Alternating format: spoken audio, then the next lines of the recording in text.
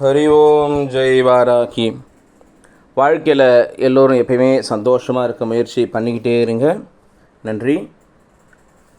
அம்பாளுடைய பரம காருண்யத்தாலையும் எல்லாருக்கும் வாழ்க்கையில் எல்லா வளமும் நலமும் கிடைக்கணுன்ட்டு பிரார்த்தனை பண்ணிக்கிறேன்.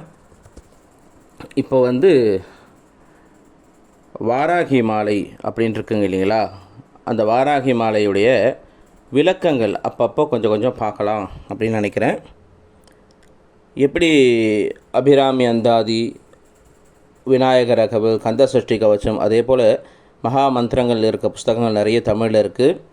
அதே போல் அன்னை வாராகிக்கு உண்டான அற்புதமான ஒரு தமிழ் ஸ்தோத்திரம் தான் வாராகி மாலை அப்படின்னு பேர். இந்த வாராகி மாலையை எழுதுனது யாருன்னா வீரை கவிராஜ பண்டிதர் அப்படின்ட்டு ஒருத்தர் எழுதியிருக்கார். ஒரு அற்புதமான ஒரு மகானவர். அவர் இந்த வாராகி மாலையை எழுதியிருக்கார். அவர் இன்னும் நிறைய புஸ்தகங்கள்லாம் எழுதியிருக்கார். சௌந்தரலகரி தமிழாக்கம் பண்ணியிருக்கார். அப்புறம் ஆனந்த நாயகி மாலைன்னு ஒன்று எழுதியிருக்கார். ஆலவாய் பதிகம்னு ஒன்று எழுதியிருக்கார். அந்த மாதிரி நிறைய புஸ்தகங்கள் அவர் எழுதியிருக்கார். அப்பேற்பட்ட பெரிய மகான் எழுதின ஒரு வாராகி மாலை முதல் பாடலை இப்போ நம்ம பார்க்கலாம்.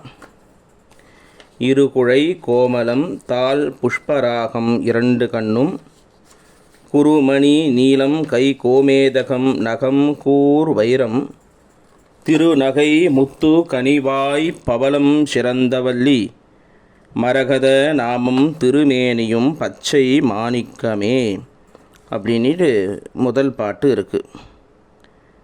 இதுக்கு பலஸ்ருதியாக என்ன சொல்கிறாங்கன்னா, முதல்ல தியானம் பண்ணுறதுக்காக அம்பாவை இந்த பாடலில் பயன்படுத்தலாம் அப்படின்ட்டு.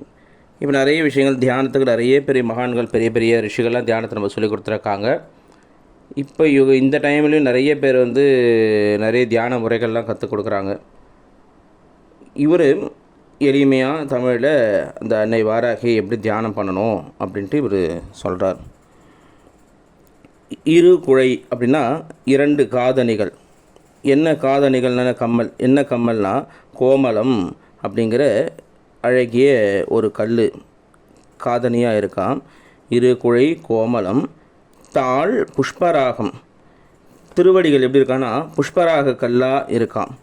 இரு குழை கோமலம் தாள் புஷ்பராகம் இரண்டு கண்ணும் குருமணி நீலம். கண் இருக்குங்க இல்லையா, அந்த ரெண்டு கண்ணும் என்னென்னா நீலக்கல் போல் மீண்டு தான். நவரத்னங்களையும் இங்கே அவர் வர்ணிக்கிறார். நீலக்கல் போல் கண் இருக்குது. கை கோமேதகம். கோமேதகம் அப்படிங்கிற ரத்னம் போல் கை இருக்கான். நகம் கூர் வைரம். வைரம் எப்பயுமே பாருங்கள், நகம் அம்பாளுக்கு நகம் ரொம்ப முக்கியம். ஏன்னா நடுவில் ஒரு குத்தி வாய் கடித்து பச்சை ரத்தம் குடிப்பாடே வாராகி பகைஞரை என்ற ஒரு பாடலில் அவன் நகத்தால் கிழித்து அவள் இந்த ரத்தத்தை குடிப்பா அப்படின்ற பின்னால் வரும் அந்த பாடல். அப்போ ஒருத்தர் கிழிக்கும் போது கூர்மையான வலிமையாக இருக்கணும். அதாவது வைரத்தை குறிக்கிறாங்க. வைரம் வலிமைக்கு உதாரணமாக வைரத்தை சொல்லுவாங்க. கூர்மையான நகம் வைர கற்களை போல் இருக்கான். திருநகை முத்து. அம்மாவுடைய நகை சிரிப்பு எப்படி இருக்கான், முத்து போல் இருக்கான். முத்து போல் வெண்மையாக அந்த பல்லெல்லாம் இருக்கான். திருநகை முத்து கனிவாய் பவளம். அந்த வாயானது, அந்த உதடானது பவளம் போல் சிகப்பாக இருக்கான். கனிவாய் பவளம் சிறந்தவல்லி மரகத நாமம் திருமேனியும் பச்சை மாணிக்கமே அப்படின்னு முடிக்கிறார். அதாவது பச்சை நிறத்தில் அம்பாள் இருக்கலாம், பச்சை மாணிக்கம் அப்படின்னு சொல்லுவாங்க. அதாவது அன்னை பச்சை பச்சைன்னு இருக்கலாம். எப்படி அவ்வளோ அற்புதமான ஒரு ரூபமாக அம்பாளை வர்ணனை பண்ணியிருக்கார். இந்த வர்ணனை பண்ணும்போது இதே மாதிரி நம்ம தியானம் பண்ணும்போது இந்த நவரத்னமும் அம்பாளுடைய இந்த பாடலில் வந்துடுது. நீங்கள் திருப்பி அந்த பாடலை கவனிச்சிங்கன்னா அதில் தெரியும். நவரத்னம் அத்தனையும் வாராகியுடைய அம்பாளுடைய உடலுக்கு ஒப்பிட்டு கூறுறாங்க. என்ன பாருங்கள், செவிகள், காது என்ன வைடூரியம், திருவடி புஷ்பராகம், கண்கள் ரெண்டும் நீலக்கல், அப்புறம் கரங்கள் கோமேதகம், நகம் வைரம், பல்லு முத்து, உதடு பவழம், திருமேனி உடல் மரகதம், மாணிக்கம் அப்படின்ற அரிதான ஒரு அம்பாள் அப்பேற்பட்ட அன்னை பராசக்தியான வாராகிய தியானம் பண்ணால் வாழ்க்கையில் எல்லாருக்கும் எல்லா வளமும் நலமும் கிடைக்கும் அப்படின்ட்டு முதல் பாடலில் அவர் சொல்கிறார். அடுத்து வர பதிவுகளில் மீதி பாடல்கள் ஒவ்வொன்றா நம்ம எல்லாருமே சிந்திக்கலாம். வாழ்க்கையில் எல்லாருக்கும் எல்லா வளமும் நலமும் அன்னை வாராகி நல்கட்டும் அப்படின்ட்டு பிரார்த்தனை பண்ணிக்கிறேன்.